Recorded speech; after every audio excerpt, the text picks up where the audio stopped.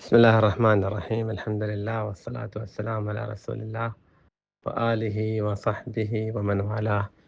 أما بعد، رب اشرح لي صدري ويسر لي أمري واحلل عقدة من لساني يفقه قولي. رب زدني علما. سورة آل عمران ہم پڑھ رہے تھے اور آج دوسری کلاس ہے چوتھے پارے کی کلاسوں میں سے۔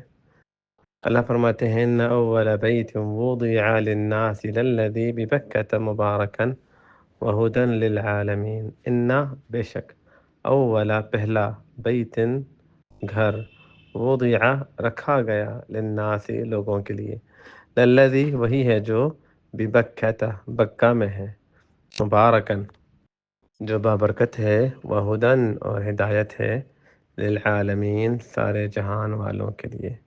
الذي ان اول بیت وضع للناس الذي ببکۃ، سب سے پہلا گھر لوگوں کے لیے زمین میں جو رکھا گیا عبادت کے لیے، وہی ہے جو کہ بکہ میں، مبارکن جو ببرکت ہے اور ہدایت ہے سارے جہان والوں کے لیے۔ فیہ آیات بینات، فیہ اس گھر میں ہیں آیات نشانیاں، بینات واضح، اس گھر میں واضح نشانیاں ہیں، مقام اور مقام ابراہیم، ابراہیم کا مقام بھی ہے، ومن دخل ہوا اور من جو شخص دخل ہو اس میں داخل ہو، اس گھر میں داخل ہوا، کانا آمینہ وہ امن میں آ گیا، کانا ہو گیا آمینہ پر امن۔ اس گھر میں واضح نشانیاں ہیں، مقام ابراہیم ہے، اور جو اس میں داخل ہوتا ہے وہ پر امن ہو جاتا ہے۔ وللہ اور اللہ کے لیے واجب ہے، اللہ کے لیے ضروری ہے، کن پہ؟ علی الناس، علی پر، ناس لوگ، اور اللہ کے لیے لوگوں پر ضروری ہے، حج البیت اللہ کے گھر کا حج، حج کرنا، البیت گھر کا، من جو کوئی استطاع طاقت رکھے، الیہ اس کی طرف، سبیلا آنے کی، وللہ علی الناس حج البیت من استطاع الیہ سبیلا، اور اللہ کی طرف سے لوگوں پر اس گھر کا حج فرض ہے جو اس کی طرف آنے کا طاقت رکھتا ہے۔ ومن کفر اور جو انکار کرے، فإنا تو بے شک اللہ غنی، غنی ہے، بے پرواہ ہے، عن العالمین سارے جہان والوں سے، اور جو کفر کرے، انکار کرے، اللہ تعالیٰ سارے جہان والوں سے بے پرواہ ہے، اللہ کو کسی کی حاجت نہیں ہے۔ قل یا اہل الکتاب، کہہ دیجئے، قل کہہ دیجئے، یا اہل الکتاب اے اہل کتاب، لما کیوں، تکفرون تم کفر کرتے ہو، بآیات اللہ اللہ کی آیتوں کا، کہہ دیجئے اے اہل کتاب تم اللہ کی آیتوں کا کفر کیوں کرتے ہو، واللہ اور اللہ شہید گواہ ہے، علی ما تعملون علی پر ما جو تعملون تم عمل کرتے ہو، اور جو بھی تم عمل کرتے ہو اللہ اس پر گواہ ہے۔ قل کہہ دیجئے، یا اہل الکتاب اے اہل کتاب، لما کیوں، تم تصدون روکتے ہو، عن سبیل اللہ اللہ کے رستے سے، کہہ دیجئے اے اہل کتاب تم کیوں اللہ کے رستے سے روکتے ہو، من آمنا جو ایمان لے آئے، تبغونہا عوجا تم کوشش کرتے ہو اس کے لیے، عوجا کجی ڈالنے کی، مشکلات ڈالنے کی، وانتم اور تم ہو، شہداء گواہ، اور تم گواہ ہو۔ کہہ دیجئے اہل کتاب تم کیوں اللہ کے راستے سے لوگوں کو روکتے ہو، جو ایمان لے آئے، تبغونہا عوجا تم اسے روکنے کی کوشش کرتے ہو، یا تم اس کے راستے میں رکاوٹ بن جاتے ہو، وانتم شہداء اور اس بارے میں تم خود گواہ ہو، وما اللہ اور ما نہیں ہے اللہ بغافل غافل، بے خبر، عما تعملون جو تم اعمال کرتے ہو، اور تمہارے اعمال سے اللہ تعالیٰ غافل نہیں ہے۔ اللہ اکبر۔ آئین آیت کو سمجھتے ہیں، ان پہ غور کرتے ہیں۔ پچھلی آیتیں جو ہم نے پڑھی تھی جن میں اللہ تعالیٰ نے میں نے بتایا تھا کہ اہل کتاب کی ایک جماعت نے اللہ کے رسول سے یہ پوچھا کہ اللہ کے رسول آپ پھر کیوں گوشت کھاتے ہیں، جب کہ ابراہیم علیہ السلام جو ہے کہ ملت میں گوشت حرام تھا، تو اللہ نے اس کا جواب دیا، اور اللہ نے کہا کہ سارے کے سارا کھانا حلال تھا بنی اسرائیل پہ، سوائے جو ابراہیم نہیں بلکہ یعقوب علیہ السلام، یعقوب علیہ السلام کس کے بیٹے ہیں؟ اسحاق علیہ السلام کے، اور اسحاق علیہ السلام ابراہیم علیہ السلام کے بیٹے ہیں، تو ابراہیم علیہ السلام نے کوئی چیز حرام نہیں کی ہے، ٹھیک ہے، تو اللہ نے واضح کیا، اور وہ بھی اس کی مکمل اللہ تعالیٰ نے ان باتوں کا رد کیا جو اہل کتاب کرتے ہیں، اور اللہ نے فرمایا قل صدق اللہ، کہہ دیجیے اللہ سچ کہتا ہے، اللہ کا پیغام سچ ہے، تمہاری باتوں میں جھوٹ ہے، تمہاری باتوں میں خلط ملط ہے، اللہ نے جو بات کی وہ حق ہے۔ آگے ان کا ایک اور سوال تھا جس کا جواب اللہ نے یہاں پہ دیا، ان سوالوں میں سے وہ جو مسند احمد کی روایت جو ہم نے لاسٹ ٹائم پڑھی تھی، اس میں سے ایک سوال ان کا یہ تھا کہ جی ابراہیم علیہ السلام اور ان کے بچے مسجد الاقصیٰ کی طرف رخ کر کے نماز پڑھتے تھے، تو آپ نے کیوں مسجد الحرام کو بطور قبلہ چنا ہے؟ تو اللہ نے اس بات کے جواب پہ اللہ نے یہ آیات اتارے۔ اللہ فرماتے ہیں ان اول بیت، ان بے شک اول بیت وضع للناس، اس زمین میں سب سے پہلا گھر جو رکھا گیا، للذی ببکہ، وہی گھر ہے جو کہ بکہ میں ہے، مبارکن، جو ببرکت ہے اور ہدایت ہے، للعالمین، سارے جہان والوں کے لیے۔ اللہ تعالیٰ نے اس بات کو واضح کیا کہ دیکھیں زمین کے اوپر جو سب سے پہلا گھر اللہ کا بنا ہے، یعنی عبادت کے لیے گھر، گھر تو بہت سارے بنے ہیں لیکن عبادت، اللہ کی عبادت کے لیے اس زمین میں سب سے پہلا جو گھر بنا ہے وہ وہی گھر ہے جو بکہ میں ہے۔ اور بکہ یہ مکہ کے ناموں میں سے ہے۔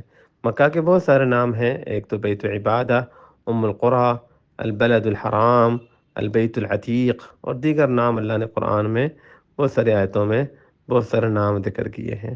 تو اللہ فرماتے ہیں اس زمین میں جو سب سے پہلا گھر بنا ہے نا اللہ کی عبادت کے لیے، وہ مکہ ہے، وہ مسجد الاقصیٰ نہیں ہے۔ اور اللہ کے رسول سے پوچھا گیا کہ مسجد الاقصیٰ اور مکہ کے درمیان کتنا فاصلہ ہے؟ آپ نے کہا پہلے مسجد الاقصیٰ بنایا گیا، اس کے 40 سال بعد، اسے مسلم میں غالباً یہ روایت، اس کے 40 سال بعد جا کے مسجد الاقصیٰ کی تعمیر کی گئی تھی۔ اور اس میں اختلاف ہے کہ سب سے پہلے مسجد الاقصیٰ، مسجد الحرام کی تعمیر کس نے کی ہے؟ کچھ اہل علم کہتے ہیں کہ فرشتوں نے تعمیر کی، کچھ اہل علم کہتے ہیں نہیں، آدم علیہ السلام نے تعمیر کی عبادت کے لیے، اور کچھ اہل علم کہتے ہیں نوح علیہ السلام نے سیلاب کے بعد انہوں نے عبادت کے لیے اس گھر کی تعمیر کی۔ اور قرآن پاک میں تو ابراہیم علیہ السلام کا اللہ کے گھر کے تعمیر کا ذکر ہے۔ ابن قیم رحمہ اللہ نے بھی جو ابراہیم علیہ السلام نے جو تعمیر کیا اس کو جو ہے نا زیادہ ہائی لائٹ کرتے ہوئے کہا کہ اس کے 40 سال بعد جو ہے نا وہ مسجد الاقصیٰ کی تعمیر کی گئی ہے، واللہ اعلم۔ تو اللہ فرماتے ہیں کہ ان اول بیت وضع للناس، کہ تم یہ کہنے والو کہ آپ کیوں مسجد اقصیٰ، مسجد حرام کی طرف قبلہ کر کے نماز پڑھتے ہیں؟ کیونکہ پہلا گھر جو بنا ہے اللہ تعالیٰ کی عبادت کے لیے وہ یہی گھر ہے۔ سب سے پہلے جو گھر بنا ہے اللہ کا اس زمین میں عبادت کے لیے، الذی ببکہ، لفظ بکہ جو ہے نا، لفظ بکہ، اس کے دو معنی اہل علم نے بیان کی ہیں۔ ایک معنی یہ ہے کہ وہ جگہ جہاں پہ لوگوں کا رش ہو، مکان تزاحم الناس، وہ جگہ جہاں لوگوں کا رش ہو۔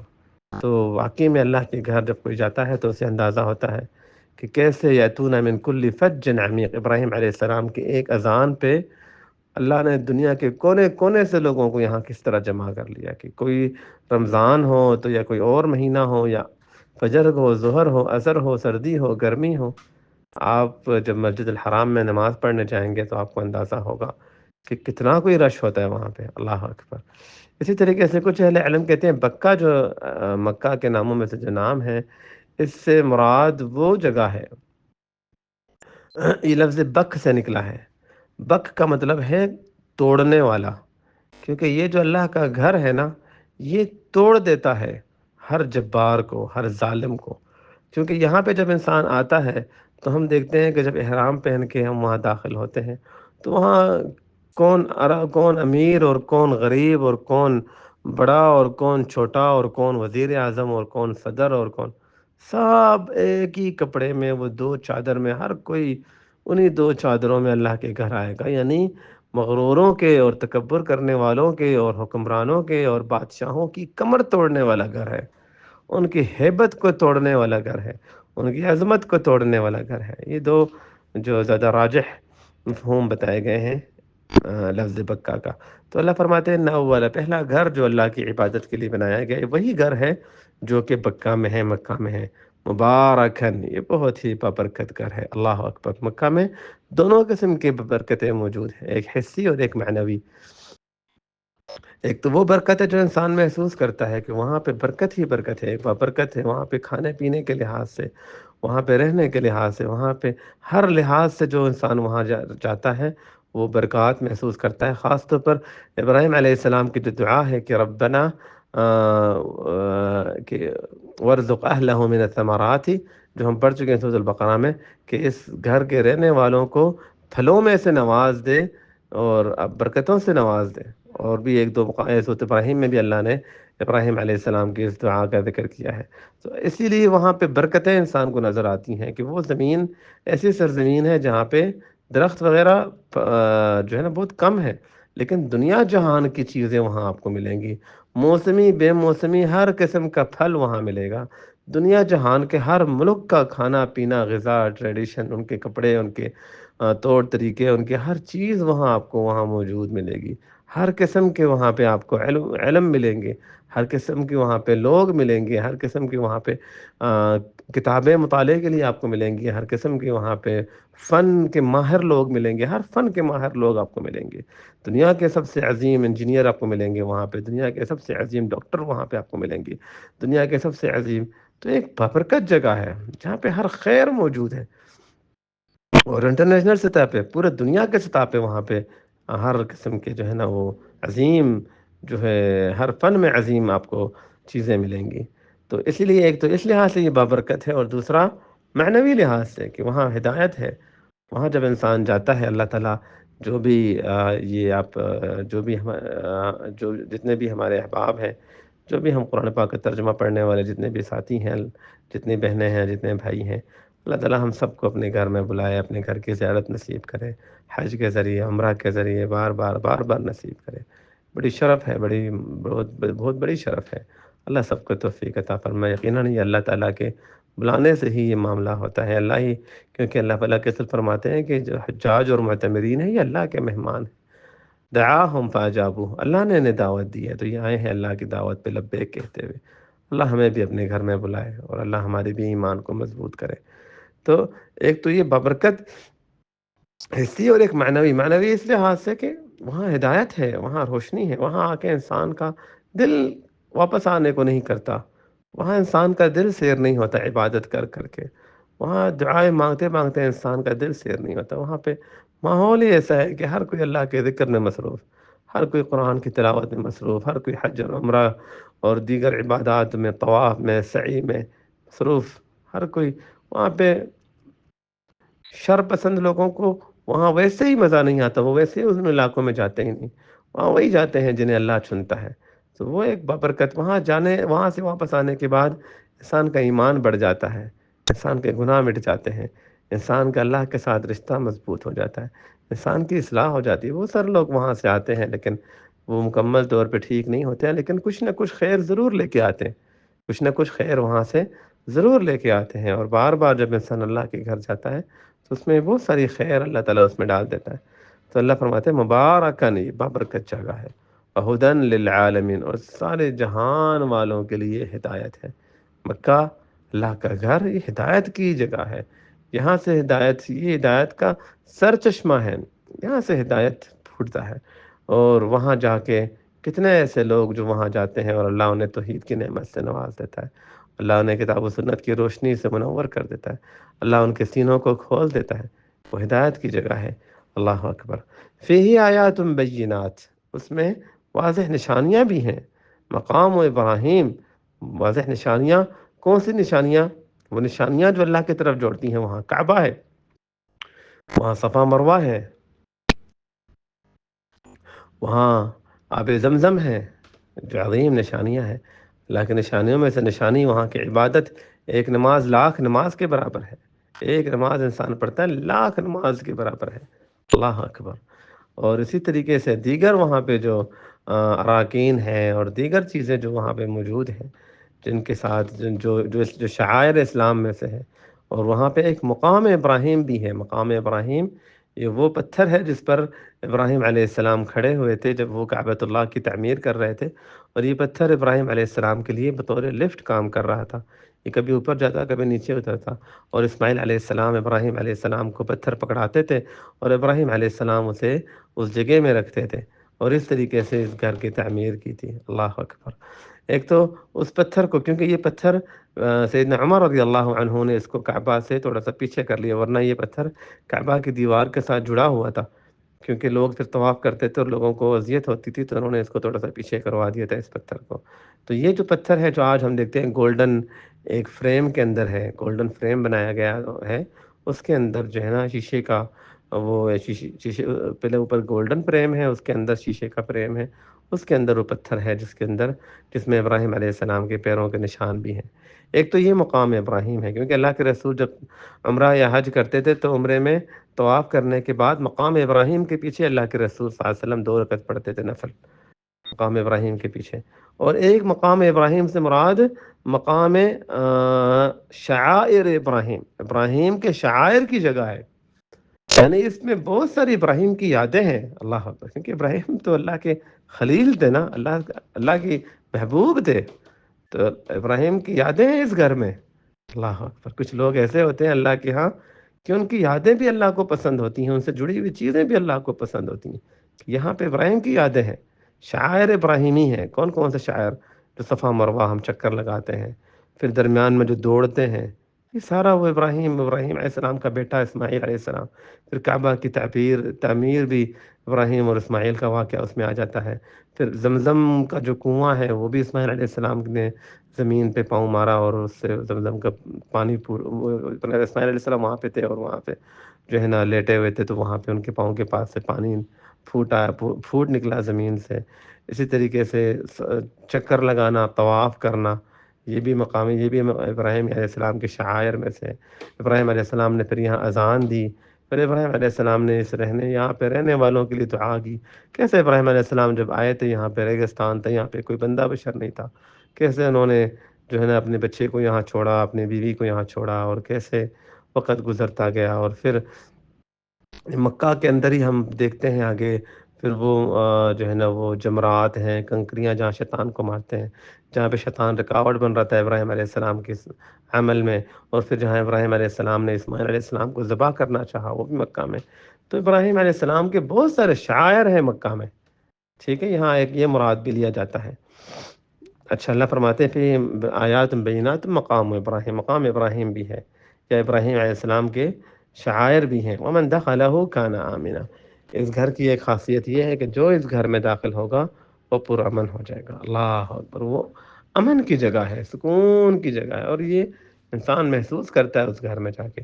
اور ایک اس لحاظ سے بھی یہ گھر امن کا گھر ہے کہ اس گھر میں یہ حرمت کی جگہ ہے نا، تو حرمت والی جو جگہ ہے وہاں پہ تو انسان کسی جانور کو بھی نہیں مارا جا سکتا، وہاں کسی درخت کو بھی نہیں توڑا جا سکتا، کسی بھی جانور کو مارنے کی اجازت نہیں، صرف وہ 5 یا 6 جانور جن کا نام لے کے اللہ کے رسول نے فرمایا کہ ان کو مار سکتے ہو، اس کے علاوہ کسی جانور کو نہیں مار سکتے۔ اس لیے جب آپ جاتے ہیں مکہ میں تو آپ دیکھتے ہیں وہاں پہ بے شمار پرندے جو ہے نا وہ گھوم رہے ہوتے ہیں آسانی کے ساتھ، کیونکہ وہاں کے پرندوں کو نقصان نہیں پہنچایا جا سکتا، حرام ہے، سراسر سختی سے منع ہے۔ اور سیدنا انس تھے غالباً، میرے ذہن میں نہیں آ رہا، جنہوں نے دیکھا ایک شخص کو وہ مکہ کے یا مدینہ کے درختوں کو کاٹ رہا تھا، تو یہ حرم کے علاقوں کے درختوں کو نہیں کاٹا جا سکتا، تو انہوں نے ان کے کپڑے اتار دیے، ان کے کپڑے اور ان کے پاس جو کچھ بھی تھا وہ سارا اتار کے لے گئے اپنے ساتھ۔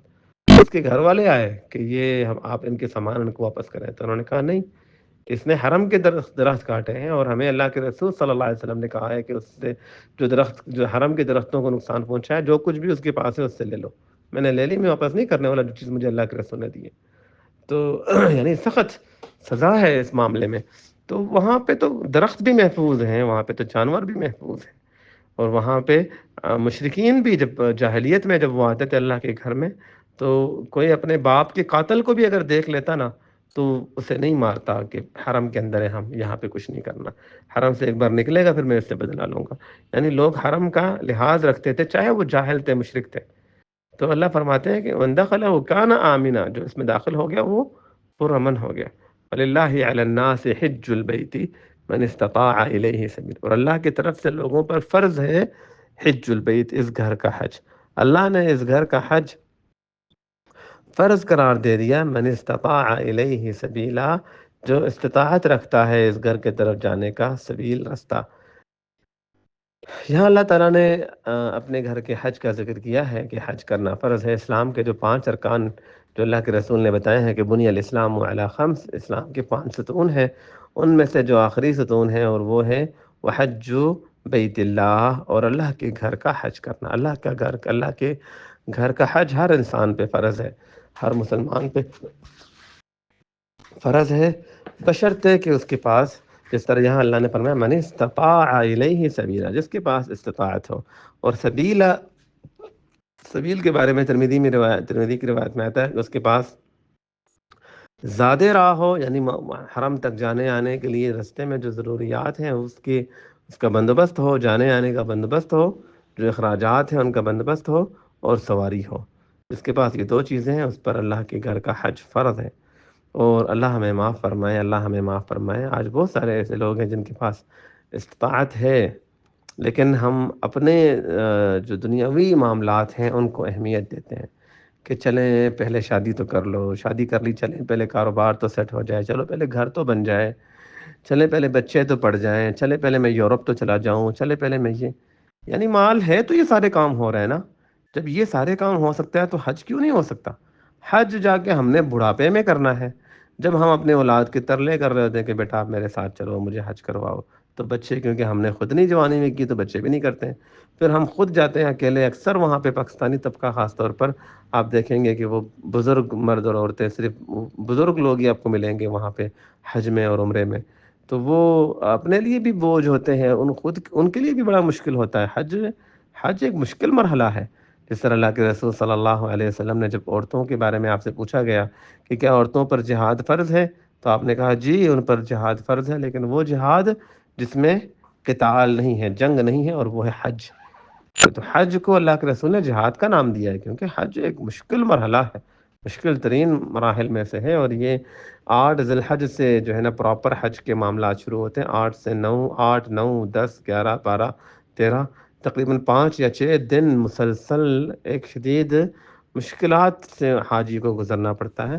تو یہ اکثر بزرگ جو ہوتے ہیں پھر وہ اپنے آپ کو بھی تکلیف میں ڈالتے ہیں اور دوسروں کو بھی تکلیف میں ڈال دیتے ہیں۔ بے شک اگر انسان جوانی میں نہیں کر سکا تو چلیں اگر بڑھاپے میں بھی کر لے، لیکن ہم کیوں بڑھاپے میں ہی کرتے ہیں؟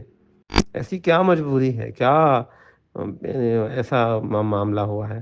آپ یہ یاد رکھیں اپنے ذہن میں، زندگی میں آپ اللہ کے رضا کے لیے قربانی دے کے اگر آپ حج کرتے ہیں، آپ کو حج کرنے کے لیے ادھار جو ہے نا کوئی چیز اپنی بیچنی پڑتی ہے، اپنی گاڑی بیچنی پڑتی ہے، اپنا گھر بیچنا پڑتا ہے، آپ کے پاس پلاٹیں زمینیں پڑی ہیں وہ بیچنے پڑتے ہیں، کوئی قربانی دینی پڑتی ہے، تو آپ کو کیا لگتا ہے کہ آپ نے اللہ کے لیے قربانی دی تو واپس نہیں ملے گا؟ یہ لکھ کے رکھ لیں اپنے پاس، آپ جو بھی قربانی دے کے آپ جب حج کر کے آئیں گے تو اللہ اس سے ڈبل آپ کو واپس کر دے گا۔ تم اللہ کے لیے کر رہے ہو، یہ سوچتے ہو کہ وہ پیسے چاہیں گے تو پیسے کہاں سے آئیں گے؟ آپ نے پیسے رکھے ہیں نا شادی کے لیے، ان پیسوں کو لگا کے حج کر لو، دیکھ لو اللہ تعالیٰ جو واپس آپ آؤ گے تو اللہ اس سے ڈبل آپ کو دے دے گا۔ اور ایسے ہو سکتا ہے کہ ہم اللہ کی رضا کے لیے ایک کام کریں اور اللہ ہمارے کاموں کو روک لے کہ تم نے یہ کام کیوں کیا ہے؟ بے شک زندگی کے دیگر معاملات کو بھی انسان اہمیت دیتا ہے، لیکن ایسے نہیں ہے کہ پوری جوانی ہماری گزر جاتی ہے اور ہمارے پاس کبھی موقع ہی نہیں ملتا ہمیں، اور ہم کہتے ہیں نہیں نہیں نہیں نہیں، اور ہم کل کریں گے، پرسوں کریں گے، کرتے کرتے یہاں تک کہ پورا ایک بہت ہی قلیل ایسے آپ کو ملیں گے جو جوانی میں حج کر رہے ہوتے ہیں، ورنہ اکثریت بڑھاپے میں کر رہے ہوتے ہیں۔ ابھی جا کے یہ پچھلے کچھ سالوں سے ابھی تھوڑا تھوڑا لوگوں میں یہ احساس آ رہا ہے اور لوگ تھوڑے سے اس طرف بڑھ رہے ہیں، تو انسان کو چاہیے کہ یہ عبادات اللہ کے گھر کا جو حج ہے یہ فرض ہے، یہ فرض ہے۔ اور سیدنا عمر رضی اللہ عنہ کہا کرتے تھے، یہ تفسیر ابن کثیر میں یہ روایت موجود ہے اور اہل علم نے اس کو حسن قرار دے دیا کہ جو انسان حج نہیں کرتا، استطاعت کے باوجود جو حج نہیں کرتا، وہ جب مرے گا تو اللہ کو پرواہ نہیں ہے کہ وہ یہودی بن کے مرتا ہے یا عیسائی بن کے مرتا ہے۔ یعنی کتنی بڑی بات کی ہے کہ جو حج نہیں کر رہا استطاعت کے باوجود، نہیں پتہ وہ یہودی بن کے مر رہا ہے یا عیسائی بن کے مر رہا ہے۔ اللہ اکبر، اللہ ہم سب کو توفیق دے۔ انسان ارادہ کرے، عزم کرے، اسباب اختیار کرے اور اللہ سے گڑ گڑا کے مانگے، بہت زیادہ اللہ سے مانگے، بار بار ہر روز مانگے۔ آپ یہ نہ سوچیں کہ دعاؤں سے کیا ہوگا، دعاؤں سے تو سب کچھ ہوتا ہے، اسباب جتنا ہو سکے ہاتھ پاؤں ہلاؤ، باقی اللہ سے مانگو، اللہ نے سب کچھ کر دینا ہے، اللہ نے تمہارے اخلاص کو دیکھ کے اللہ نے راستہ بنا دینا ہے۔ تو عزم کریں، ارادہ کریں۔ اللہ فرماتے ہیں وَلِلَّهِ عَلَى النَّاسِ حِجُّ الْبَيْتِ مَنِ اسْتَطَاعَ إِلَيْهِ سَبِيلًا، اور اللہ کی طرف سے لوگوں پر اللہ کے گھر کا حج فرض ہے جو استطاعت رکھتا ہے الیہ سبیلا، اس کے طرف جانے کی۔ اور سبیل کا میں نے بتایا کہ ذات راہ جس کے پاس ہو یا اور سواری جس کے پاس ہو۔ ومن کفر، اور جو کفر کرے۔ اب کفر سے یہاں پہ کیا مراد؟ یعنی جو حج نہ کرے۔ گویا یہاں اللہ حج نہ کرنے والوں کو کافر کہہ رہا ہے۔ اور یہاں یاد رکھیں کہ کافر دو قسم کے ہوتے ہیں، ایک کفر عملی ہے اور کفر اعتقادی ہے۔